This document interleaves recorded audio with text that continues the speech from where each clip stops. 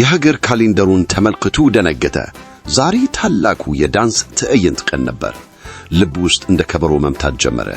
አዲሱን ቀይ ጫማዎቹን ሲለብስ በድንገት ጫማዎቹ ራሳቸው መንቀሳቀስ ጀመሩ። እግሮቹ ዘለሉ፣ ዞሩ፣ ተወዛዋዙ። የሀገር ቀኑን ሙሉ አስቂኝ ውሎ ነበር ያዋለው። የለበሰው ጫማ እያስደነሰው በቤቱ ቁርሱን አፈሰሰ። ውሻውን ይዞ እየሄደ ድንገት ጫማው እያስደንሰዋል።